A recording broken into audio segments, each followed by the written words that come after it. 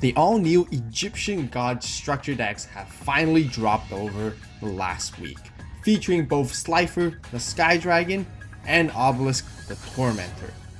These two decks are known to be the TCG versions of the Prismatic God box, which we epically opened on the channel a couple months ago. If you guys haven't watched that video yet, be sure to check it out as well.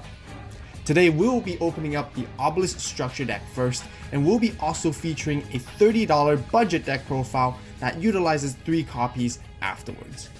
But first of all, I would kindly like to ask all you guys to subscribe for more Yu-Gi-Oh videos. Also be sure to give this video a like, as we greatly appreciate the support. To begin with our opening, our Obelisk structure deck, as usual we have our paper playmat right here. A quick note is that Konami does have this playmat in rubber cloth version as pricing for upcoming Remote Duel Extravaganza events, which is really awesome. Starting with our very first card from the deck, we of course have Obelisk the Tormentor, an extremely powerful monster that has 4,000 attack and defense. Since it is a god card, it does require 3 tributes to summon it, which always has been quite a demanding requirement until now, where we have this brand new spell card that supports the archetype, which is Soul Crossing. This card is perfect in what we need, as it allows you to tribute your opponent's monsters for the summon of your god cards instead of your own. As a matter of fact, this card is a quick play spell, where you could even activate it and summon your god card during the opponent's turn, which is great for disrupting their plays. Next we have another spell that is dedicated for Obelisk, which is Fist of Fate. Another powerful quick play spell that requires you having Obelisk on your field. This card lets you destroy one of your opponent's monsters and negate its effects for the rest of the turn, which also includes any other additional copies that are played in that same turn. Furthermore, it can potentially wipe out your opponent's back row. Love the artwork on this one, with Obelisk smashing down onto the ground with its gigantic fists. Then we have another spell card, which is Divine Evolution. It can provide a boost of 1,000 attack and defense to one of your god monsters, and provides it a bonus effect of sending your opponent's monsters to the graveyard when attacking. Another really cool point is that this card also mentions the Wicked Gods in its text, as well as the artwork itself, which we can see.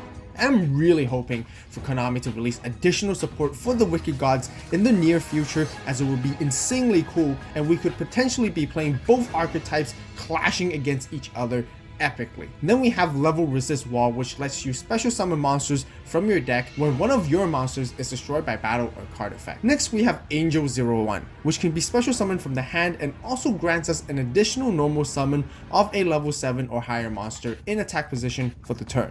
And then we have Mare in a super rare reprint.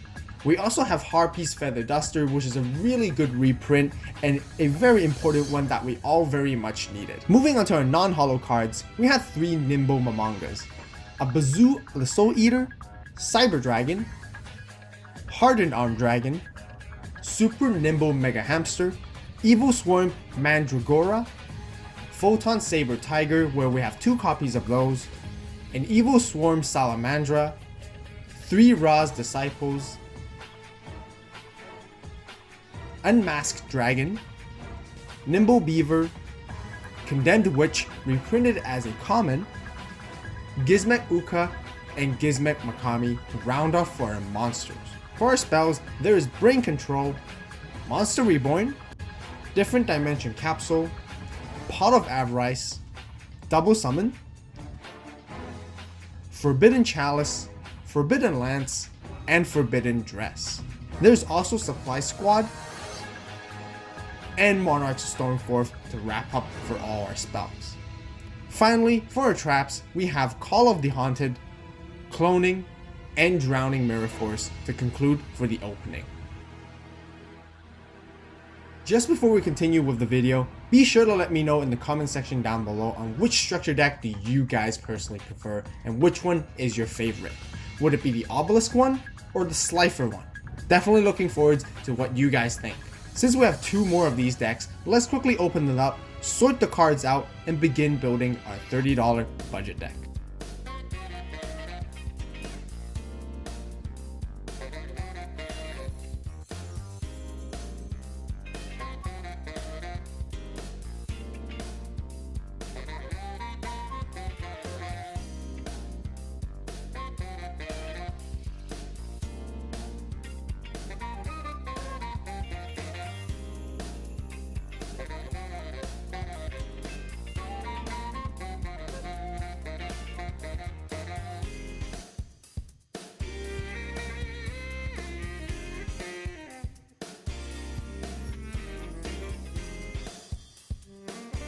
For today's deck profile, we'll be using the Link Vrains version 1 blue sleeves to match our blue color theme of Obelisk the Tormentor. If you guys want to get some of these amazing official Yu-Gi-Oh artwork sleeves all the way from Japan, be sure to visit the AVAULT eBay store. The links will be included in the description box down below. Now let's get into our deck profile. For the monsters, we'll be running 3 copies of the Obelisk the Tormentor, which is our main powerhouse boss monster and win condition. The sooner we bring this bad boy out, the sooner we get to start pulverizing our opponents with heavy blows and damage, since it has 4,000 attack and defense. Not many monsters can simply run over this card, as it is still fairly challenging to defeat the almighty Obelisk. Then we have 3 copies of Ra's Disciple, which is always essential to help us bring out 3 tributes quickly and in order to summon our Obelisk. As for our other tribute summonable monsters, we have 2 Gizmek Ukas. As for the other Gizmek monster, we have 3 Makamis, which can let us search and grab a monster that has the same attack and defense from our deck and add it to our hand. Therefore, we could grab either Obelisk or Gizmek Uka. We then play 3 Cyber Dragons, which is always a good standard free special summon to have. For our level 4 and lower monsters, we have 3 copies of Evil Swarm Mandragoras, which serves a similar purpose as the Cyber Dragon, offering quick and easy special summons. We then play 3 Nimble Beavers, which actually could synergize quite well, which could synergize fairly well with Gizmek Uka in providing even more special summons. And then to round off for our monsters, we play 3 Angel 01s, which helps us speed up the process in bringing out Obelisk as well, simply from 1 turn. Now for our spells, we definitely need to play 3 copies of Soul Crossing, and no less. As explained earlier during the opening, this card is extremely good. Optimally, we want to tribute all 3 monsters from our opponent's side of the field, not only to disrupt their plays, but also potentially break their board and to gain card advantage overall. We then play the other new spell, which is Fist of Fate, and we have 2 of them. Certainly a very nice card to have for disrupting our opponent's plays and monster effects while we have Obelisk out on the board already. We also have 2 Divine Evolutions that serves for a power up boost to our Obelisk, making it even more threatening on the board. Right here we have 3 Monarch Stormforth, which is a very similar effect to Soul Crossing, but lets you tribute one of your opponent's monsters instead, which is still quite decent. Next we have 3 Brain Controls, also serving a very similar purpose and idea, where we can take control one of our opponent's monsters and then using it for tributing.